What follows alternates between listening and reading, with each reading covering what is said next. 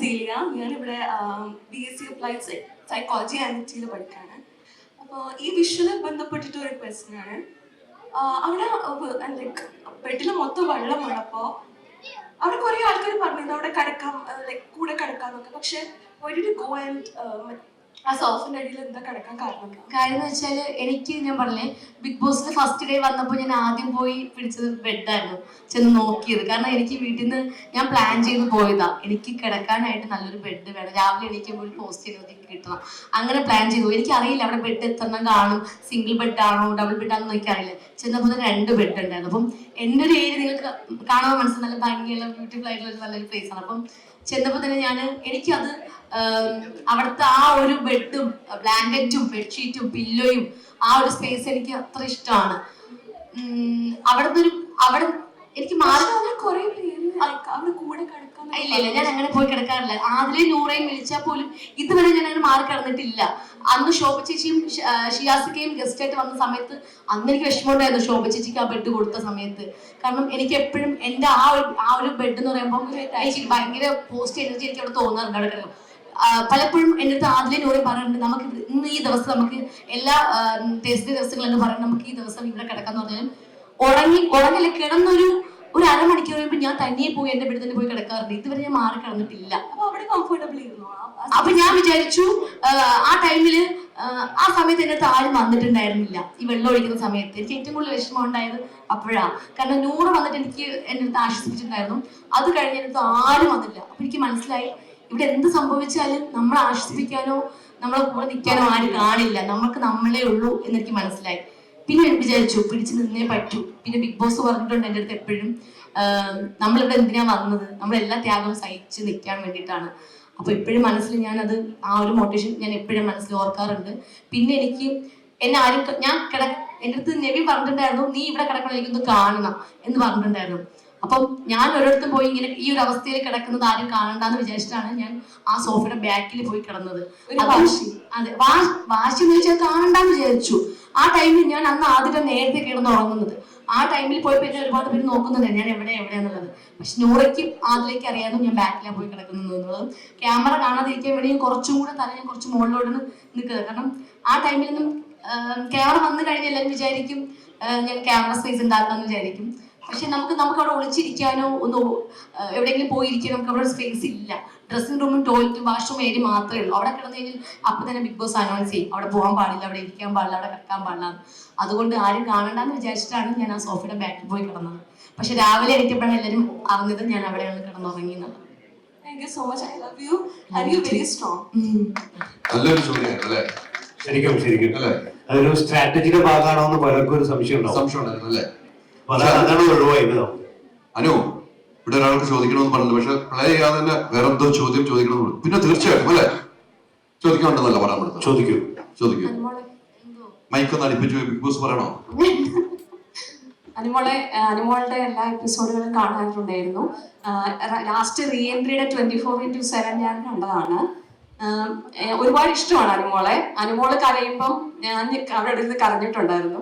അനുമോളുടെ ആ ഓരോ കരച്ചിലും കൺഫെഷൻ റൂമിൽ ഇരുന്ന് കരയുന്ന കണ്ട് പൊട്ടി കരഞ്ഞിട്ടുണ്ട് ഞാൻ എന്നിട്ട് പ്രാർത്ഥിക്കുന്ന സമയത്ത് അനുമോക്ക് വേണ്ടി പ്രാർത്ഥിച്ചു, എന്തായാലും കപ്പ് അനുമോക്ക് തന്നെ കൊടുക്കണമെന്ന്. അതുകൊണ്ടാണെന്ന് അറിയത്തില്ല, എന്തായാലും എന്റെ പ്രാർത്ഥന ഉണ്ടായിരുന്നു അനുമോളുടെ കൂടെ. പിന്നെ ഞാൻ ഫേസ്ബുക്ക് മെസ്സഞ്ചറിൽ അനുമോളുടെ ചേച്ചിയാണോ ആരാന്ന് അറിയത്തില്ല, സ്റ്റാറ്റസ് ഇടുന്നതിനനുസരിച്ച് സ്റ്റോറീസ് ഇടുന്നതിനനുസരിച്ച് ഞാൻ അതിനകത്ത് റിപ്ലൈ കൊടുക്കുന്നുണ്ടായിരുന്നു. ഇതുവരെ ആരും അതിന് റിപ്ലൈ എനിക്ക് ഇങ്ങോട്ട് തന്നിട്ടില്ല. എന്നാലും അനുമോൾ എപ്പോഴെങ്കിലും അത് കാണുവാണെങ്കിൽ എനിക്കൊരു ഹായ് ഇടണം. ഞാൻ അതിനകത്ത് മെസ്സേജ് ചെയ്യുന്നുണ്ട്.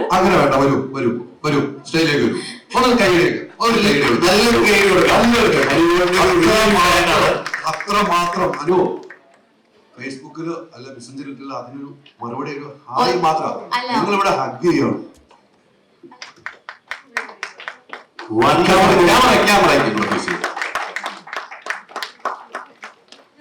രണ്ടുപേരെയും കണ്ടു പറയുന്നു കേട്ടോ. ഒന്നാമത്തെ കാര്യം ഫേസ്ബുക്ക് ഞാൻ ഉപയോഗിക്കില്ല, എനിക്ക് പേടിയാ ഫേസ്ബുക്ക് ഉപയോഗിക്കാൻ. സത്യം, ഫേസ്ബുക്കിൽ ഒരു ഫോട്ടോ നല്ലൊരു ഫോട്ടോ ഇട്ട് താഴെ വന്നിട്ട് കുറെ അമ്മാവന്മാരും അമ്മായിമാരും വന്നിട്ട് കമന്റ് ഇടും, പുട്ടിയിട്ട് വന്നിരിക്കുന്നു അതാണ് ഇതാണ്. പിന്നെ ആ ദിവസം എനിക്ക് ഭയങ്കര വിഷമാവും, എന്തിനവർക്ക് നല്ലൊരു ഫോട്ടോ, ഒരു അമ്പലത്തിൽ പോകുന്ന ഒരു ഫോട്ടോ ഫോട്ടോ ഇട്ട പോലും ആളുകൾ കാണിക്കാൻ വേണ്ടി അമ്പലത്തിൽ പോകുന്ന ഒരു ഫോട്ടോ ഇട്ടിരിക്കുന്നത്. അതുകൊണ്ട് ഫേസ്ബുക്ക് എന്ന സാധനം തുറക്കാറ് കൂടിയില്ല, മെസ്സേഞ്ചർ ഞാൻ നോക്കാറില്ല കേട്ടോ. അതുകൊണ്ട് എന്റെ ശ്രീഷ CESH ശീഷ CEESH 10 പ്രാവശ്യം പറ അനുമോളെ, ആ പേര് 10 പ്രാവശ്യം പറ. 10 പ്രാവശ്യം ശീഷ ശീഷ കണ്ട് ശീഷ മനോജ്. ശീഷ പിന്നെ കൂടെ വേണ്ട, ഒരു പ്രാവശ്യം പറഞ്ഞാൽ മതി. College teacher. അടിപൊളി. ഇൻസ്റ്റാഗ്രാം നോക്കാറുണ്ട് കേട്ടോ. ഇൻസ്റ്റാഗ്രാമിൽ ഫാനായിരുന്നു അല്ലേ? ഭയങ്കര ഫാനാണ് എനിക്ക്. Thank you. അപ്പൊ ഞാൻ ഇനി ഫേസ്ബുക്കിൽ നിന്ന് മെസ്സേജ് അയക്കണ്ട, എനിക്ക് വാട്സാപ്പിൽ മെസ്സേജ് അയച്ചാൽ മതി. ഞങ്ങളിപ്പോ ഫുജേറേന്നാ വരുന്നേ. ഗുജറാത്ത് എന്റെ അടുത്ത് ചേച്ചി പറഞ്ഞിട്ടുണ്ടായിരുന്നു. ഹസ്ബൻഡിനെ കൊണ്ട് ഇന്ന് ലീവ് എടുപ്പിച്ച അനുമോളെ കാണാൻ വേണ്ടിട്ട് ഞങ്ങൾ അവിടുന്ന് രാവിലെ ഫാമിലി ആയിട്ട് വന്നു 12 മണിക്ക് ഇറങ്ങി. എനിക്ക് അനുമോളുടെ ഏകദേശം സ്വഭാവം കേട്ടോ, ഭയങ്കര ഇമോഷണൽ ആണ് ഞാൻ, ഭയങ്കര സെൻസിറ്റീവ് ആയിട്ടുള്ള ആളാണ്. പെട്ടെന്ന് കരച്ചിട്ട് വരും. അനുമോള് കരയുമ്പോ അതുകൊണ്ടാണ് ഞാനും കരഞ്ഞത്. പിന്നെ എനിക്ക് ചോദിക്കാനുള്ള ക്വസ്റ്റ്യൻ ചോദിച്ചോട്ടെ. ഞാൻ മിക്കവാറും എല്ലാ സീസണും കണ്ടിട്ടുണ്ട്, എന്നാലും കൂടുതലായിട്ട് ഞാൻ ഈ സീസണാണ് കണ്ടിരിക്കുന്നത്. കൊറോണ ടൈമിലൊക്കെ നമ്മുടെ മണിക്കൂട്ടിന്റെ ആ ഒരു സീസണൊക്കെ കണ്ടിട്ടുണ്ട്. ആ സമയത്തൊക്കെ ആണെങ്കിലും ലാലേട്ടൻ വരുന്ന ഷോയില്, ലാലേട്ടൻ വരുന്ന വീക്കെൻഡ് സമയത്തൊക്കെ ഇതുപോലെ അനുമോളെ പിന്നെ റോസ്റ്റ് ചെയ്ത് അത്രയും ആരെയും റോസ്റ്റ് ചെയ്തതായിട്ട് ഞാൻ കണ്ടിട്ടില്ല. കാരണം ഏറ്റവും കൂടുതൽ റോസ്റ്റ് ചെയ്യപ്പെട്ട ഒരു വ്യക്തിയാണ് അനുമോള്. അപ്പൊ ഞാൻ ഓർക്കാറുണ്ട്, ലാലേട്ടൻ റോസ്റ്റ് ചെയ്യുമ്പോൾ എങ്ങനെ അത് ആ സമയത്ത് പിടിച്ചു നിന്നു ഞാൻ എപ്പോഴും ചിന്തിക്കാറുണ്ട്. എങ്ങനെ അത് കൈകാര്യം ചെയ്തു ആ സമയത്ത്. കാരണം നമ്മൾ പോലും ആ സമയത്ത് അങ്ങ് വിറച്ചു പോവുകയാണ്. ലാലേട്ടൻ അനുമോളെ റോസ്റ്റ് ചെയ്യുന്ന സമയത്ത് നമ്മളത് കാണുമ്പോൾ നമുക്ക് ഭയങ്കര വിഷമമാണ്. അപ്പൊ എങ്ങനെ അനുമോൾ അത് ഹാൻഡിൽ ചെയ്തു അനുമോളെ? ഒന്നത്തെ കാര്യം, ലാലേട്ടൻ ഞാൻ ഭയങ്കരമായിട്ട് സ്നേഹിക്കുന്ന ഒരാളാണ്. ഇത്രയും വലിയൊരു മഹാനടൻ നമ്മളെ വഴക്ക് പറയുന്നുണ്ടെങ്കിൽ പോലും അതിന്റെ ഭാഗ്യമായിട്ടാണ് ഞാൻ കാണുന്നത്. കാരണം അവിടെയുള്ള ആരെയും ഇത്ര മാത്രം വഴക്ക് പറയാറില്ല. പിന്നെ എന്നോട് എൻ്റെ വീട്ടില് ചേച്ചി ഹസ്ബൻഡ് പറയാറുണ്ട്, ലാലേട്ടൻ വഴക്ക് പറഞ്ഞാൽ നീ തിരിച്ച് അവിടെ നിന്ന് കരയാനും നിൽക്കരുത്, ഒന്നും പറയാൻ പോലും പറയരുതെന്ന് പറഞ്ഞു. ഞാൻ അല്ലെങ്കിൽ നീ ഒന്നും പറയത്തില്ല, എനിക്കറിയാലോ എന്ന് പറഞ്ഞു.